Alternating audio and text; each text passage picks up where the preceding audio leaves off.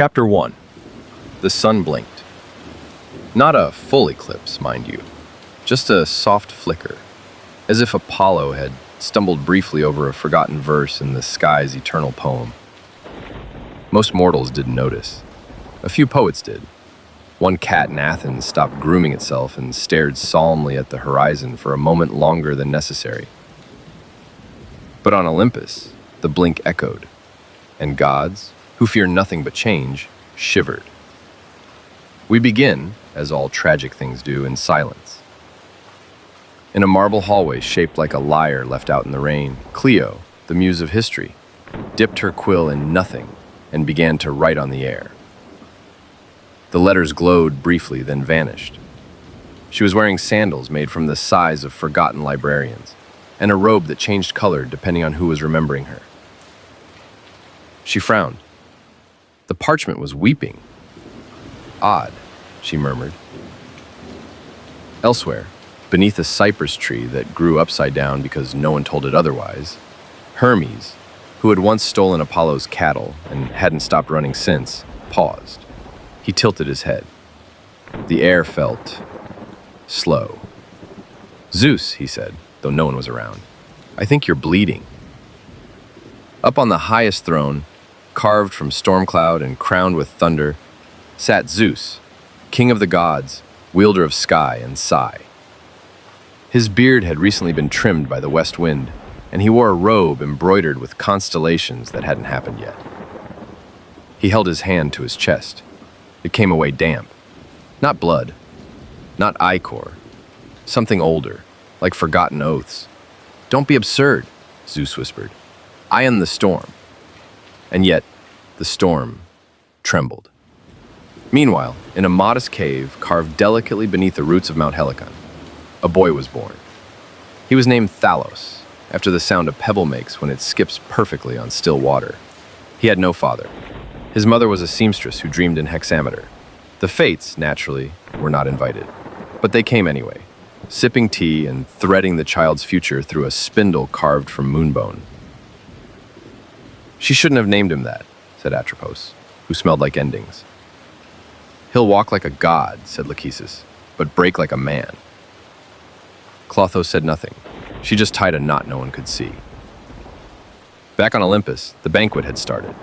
Apollo was playing the lyre again, soft, reluctant, like a song trying to forget itself. Artemis sat next to him, polishing her arrows with wolf tears and eyeing the shadows suspiciously. Ares was flexing. Athena was pretending not to notice. And Hera, elegant as a dagger in a silk glove, sipped her nectar and smiled too tightly. It was Poseidon who first said it aloud, his voice like the sea growing tired. "Something is coming," he murmured. Zeus raised a single eyebrow.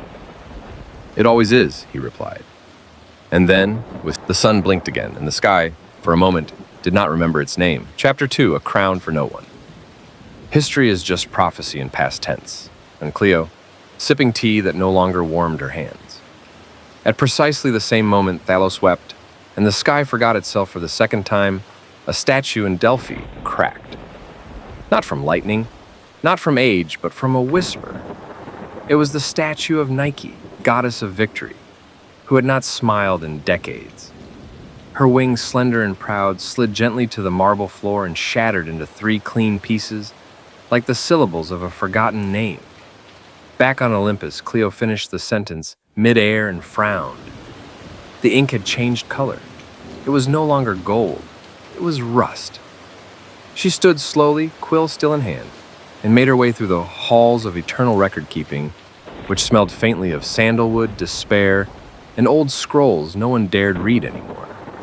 She passed a mural that rearranged itself based on who was looking. At that moment, it showed Prometheus laughing. "Too early," Clio muttered, and the mural obligingly shifted to a sleeping satyr. When she reached the Chamber of Winds, where thoughts whispered before they became prayers, she stopped. Hermes was there. He had rearranged the clouds into a crude likeness of himself and was teaching it to wink. "You felt it too?" Clio asked. He didn't look at her. "The blink?" She nodded. Hermes sighed, and for a moment, the sky grew jealous of the sound. "I've been feeling it for centuries." he said. We all have. We just didn't want to name it. Cleo reached into her robe and produced a scroll so old it apologized for existing. She unrolled it with care. The words had faded. The prophecy had not. When the sun forgets its own name, when the gods dine and no one is hungry, when the boy of no father dreams in fire, then shall Olympus forget how to stand. I found it buried behind Narcissus's memoir. Cleo said. He had 3 copies. Hermes blinked. Of the prophecy? No, of his reflection. This was behind it. Someone didn't want it read. In the garden of misremembered statues, where things grew that had never been planted, Demeter walked barefoot. She touched each leaf as she passed. Some crumbled. Some sighed. One glowed briefly and turned into a cicada. She looked up at the sky. It's begun, she said to the moon, who pretended not to hear. Meanwhile, Thalos was aging precisely the way mortals do. Far too quickly when watched, not quickly enough when needed.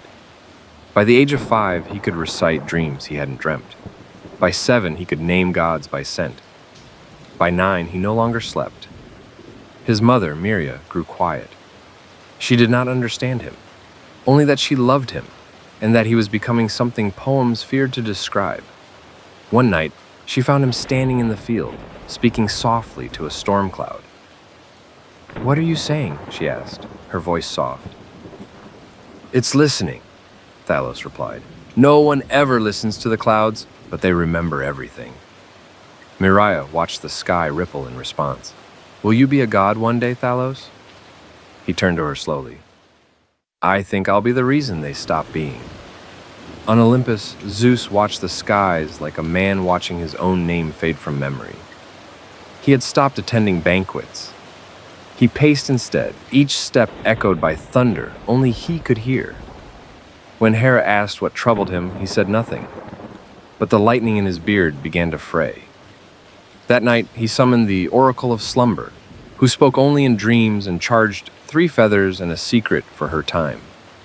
She looked at him with eyes full of moons. It will not come like a war, she whispered. It will come like a bedtime story that doesn't end. Zeus did not sleep that night. Chapter 3, The Boy Without Dreams. You can't unwrite a prophecy, you can only outwait it. And the gods? They are very good at waiting, just not at changing. Cleo, by his 11th year, Thalos had acquired a reputation among the shepherds of Thessaly, who spoke of him only in cautious metaphors.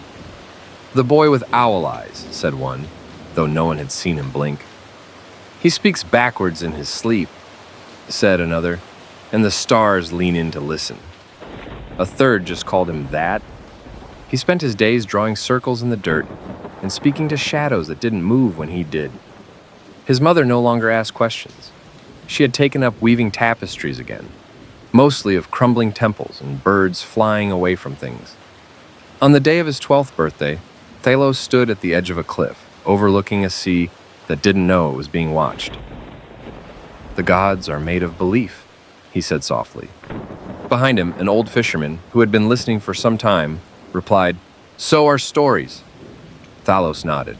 Then maybe it's time we told different ones. On Olympus, Hermes was losing patience. He had tried to distract himself, delivering dreams to sleeping mortals, restitching the hems of reality, racing comets for fun, but something in the air was changing. It wasn't loud, that was the problem. It was subtle, like a note in a familiar song suddenly missing, a skipped breath. He found Apollo sitting on a rooftop, his lyre silent, his fingers wrapped in cloth. You're not playing, Hermes said. Apollo didn't look up. The music keeps changing when I don't want it to.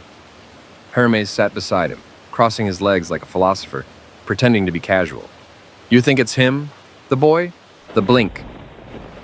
Apollo's silence was answer enough. Hermes tilted his head toward the setting sun. He's 12 now. That's how old I was when I stole your cattle. That was a simpler time. I think the sky's starting to agree. Meanwhile, at the bottom of the world, Hades noticed something peculiar. The dead had started whispering backwards.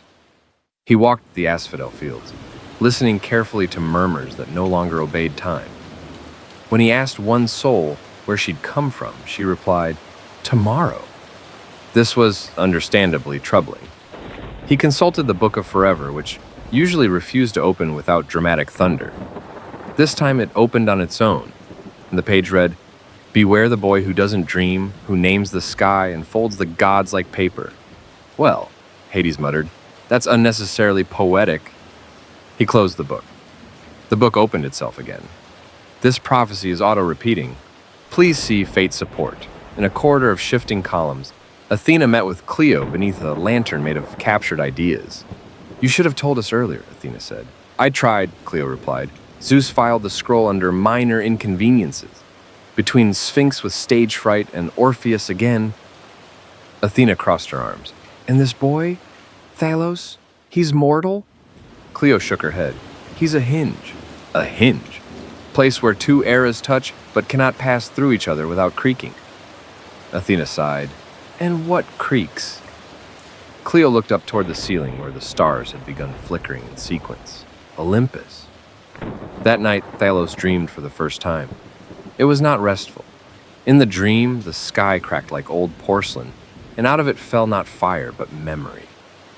He saw Zeus weeping, not in rage, but confusion.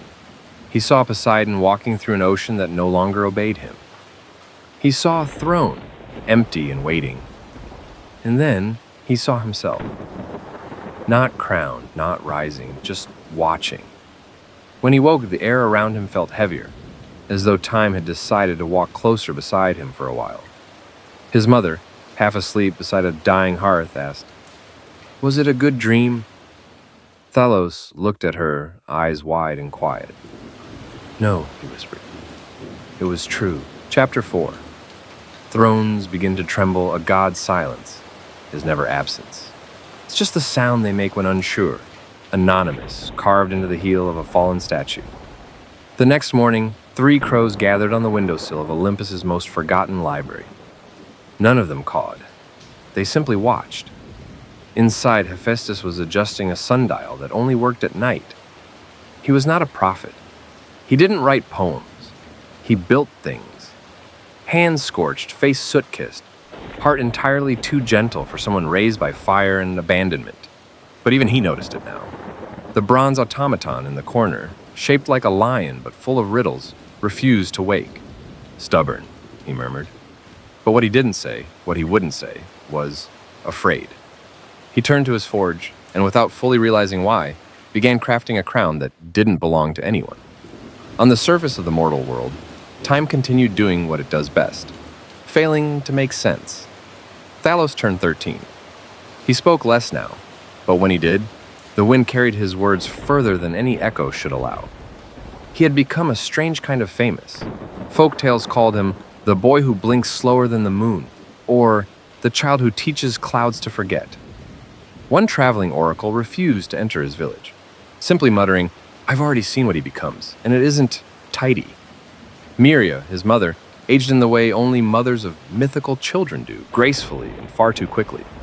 She watched Thalos speak to crows now, and wondered if he still heard her when she called him son. One evening, she found him standing barefoot in the wheat field, eyes fixed on the sky. "You're speaking to them again," she said gently. He nodded. "They don't argue anymore." "Who?" "The stars." She stepped beside him, touching his shoulder, then realizing he was too still.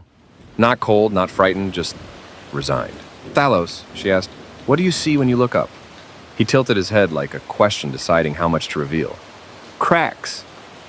On Olympus, cracks had started appearing as well. Not in marble, in behavior. Ares refused to spar. Artemis missed her prey. Dionysus forgot a festival. Even the fates began tying knots they couldn't explain. Athena gathered them in the hall of weighted decisions. She arrived first, as always, already carrying too many thoughts and not enough patience. Apollo sat with his lyre, strings removed. Poseidon leaned against a pillar, chewing salt. Zeus arrived late for dramatic effect, but the thunderclap he summoned echoed wrong, like it had been borrowed.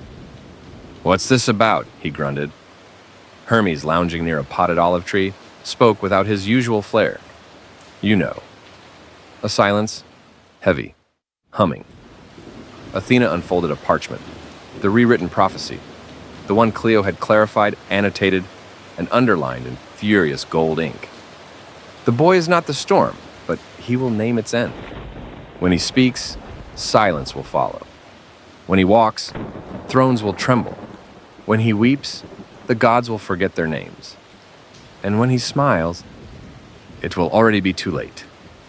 Dionysus cleared his throat. He sounds a bit dramatic. Zeus snapped, "He's a boy." Hermes nodded. Exactly. Far below, in the village where the wind had stopped guessing, Thalos smiled. It was already too late. Chapter 5. The silence between thunder.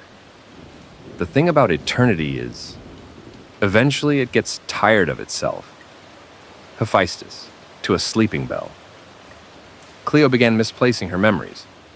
At first it was small. The name of a river that no longer flowed. The color of a city lost to song. But then she forgot the taste of prophecy. And that, more than anything, made her uneasy.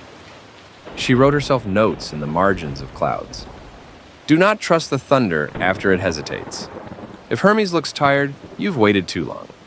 If the boy smiles, light a candle for Olympus. But candles did not burn properly anymore. They flickered, yes, but not for warmth, for warning. At 13 and a half, Thalos no longer aged in ways that made sense. He did not grow taller. His eyes did. He didn't dream, but others began dreaming of him. Shepherds dreamed of quiet conversations by moonlight. Priests dreamed of temples that whispered apologies. Children dreamed of standing on water, asking Thalos where it hurt. And always, in each dream, Thalos said the same thing. It's not your fault, but you do have to live with it. Myria had stopped weaving. She now spent her hours staring at the loom, thread coiled useless at her feet, hands in her lap like birds that forgot how to fly.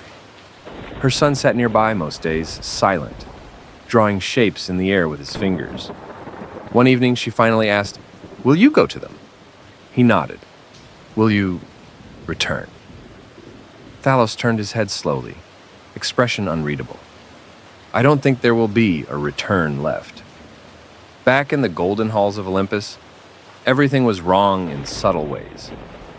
Wine soured mid-pour. Echoes arrived before words were spoken. Hestia's fire, eternal since before memory, burned with a hint of winter. Ares started counting the cracks in his armor, not repairing them, just counting. Athena sat beneath her olive tree for hours, watching the leaves fall and wondering when they had started sighing. And Zeus? Zeus stood alone on the sky balcony, staring down at the mortal world like a man reading his own obituary. Hermes joined him. You used to laugh more, Hermes said, tossing a feather into the wind. It didn't fly. It hovered, suspiciously. Zeus didn't respond. His fingers curled around the balcony edge, knuckles pale. Do you fear him? Hermes asked. I fear what he reminds us of, Zeus answered, his voice like a storm that had forgotten its purpose. And what's that? That we were never necessary, only believed. In the underworld, Hades hosted a dinner party. No one came, except Persephone, who arrived late and wearing a crown of wilted peonies. He served silence. She brought music. Together they sat and listened to neither. He's coming, she said eventually. He's not a hero, Hades replied. No, she agreed. He's a pause. They clinked glasses that didn't echo. Thalos climbed Mount Olympus without effort. He was not challenged. No gate closed, no guard stirred. The mountain simply let him. He reached the top as the sun began setting, or rather trying to, because it blinked again, twice this time, and then remained dim. The gods were waiting, not seated, not poised, just waiting, like a chorus before a tragedy. Thalos stepped into their presence like a breeze, entering a locked room. You know why I'm here, he said. Poseidon shifted. Hera frowned. Artemis gripped her bow and let it go. It fell, soundlessly. Zeus straightened. We do not bow, he declared. I didn't ask you to. Silence. A soft wind stirred the dust on the floor, dust that hadn't dared exist here until today. Cleo stood in the back, scribbling with hands that trembled. The sun blinked. The child arrived. The gods forgot what to do next. Thalos stepped forward, calm, kind, inevitable. I am not your end, he said, voice even. I am your memory. And with those words, the marble of Olympus began to forget it was stone. Chapter 6. Stories are all that remain.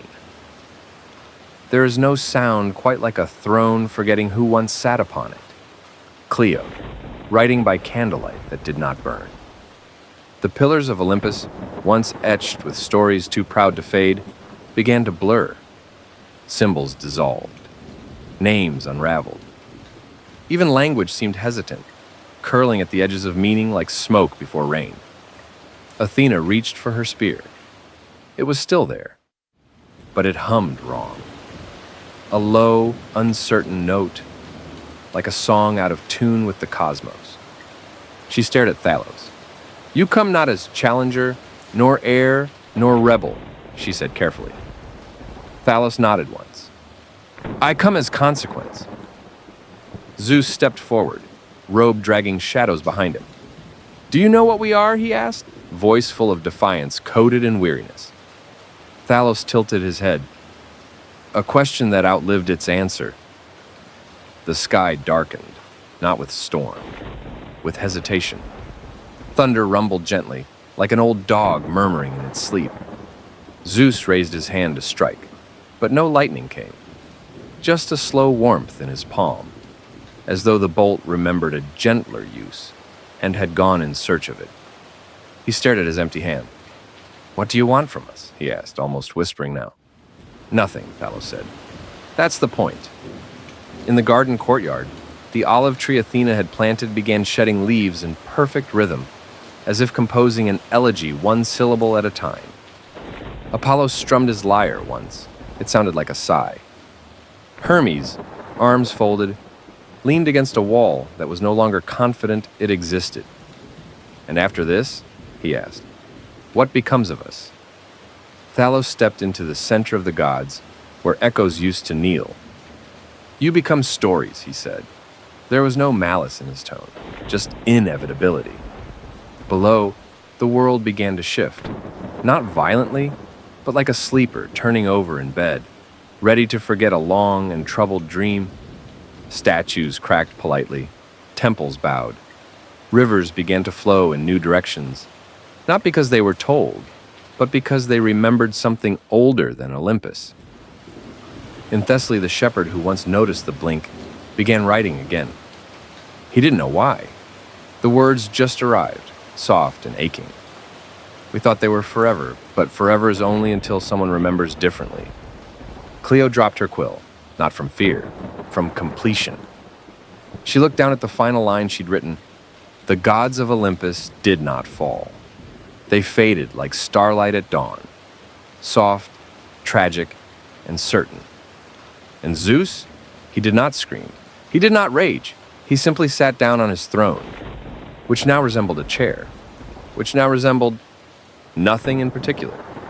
He looked at Thalos, not as a god to a mortal, but as a man who had once been the sky, looking at someone who had always been the pause between thunder. And he whispered, tell the story well. Thalos placed his hand on the throne's armrest. It no longer hummed with power. It was cool, still, a relic of belief. I will, he said. And with that, the halls of Olympus dimmed, not into darkness, but into dusk. Not an ending, just a closing of the book. Far below, Miria finished a tapestry. It showed a boy standing in front of a hill of marble ruins. Above him, the sky was blank, not empty, just unwritten. She folded it gently, placed it beside her, and whispered, "Good night, my son." The candle at her side flickered, once, then went out, and so the marble cracked. Not from anger, but from memory. The throne did not shatter. It simply forgot how to be sat upon. The gods, once carved into myth, now wander as echoes, gentle, distant, and no longer needed. Not every fall is violent. Some arrive like dusk, quiet, melancholic, beautiful in the way only endings can be. And the boy, he did not rule, he did not conquer, he did not become flame or fury. He simply remembered what they forgot, that power borrowed from belief. Will always return to silence. He was not prophecy fulfilled, he was prophecy forgotten. He was not a god, he was not a savior, he was a pause between what was and what will one day be whispered again. Myria, his mother, wove his story not in thread, but in the silence that followed. She folded her tapestry, a boy, a sky, a world that dared to remember differently. She placed it beside her and whispered, "Good night, my son." The candle at her side flickered, once, then went out, and in the hush that followed, Olympus rested, not in defeat, not in shame, but in peace. Its stories now drift like pollen, not demanding to be told, but waiting to be remembered.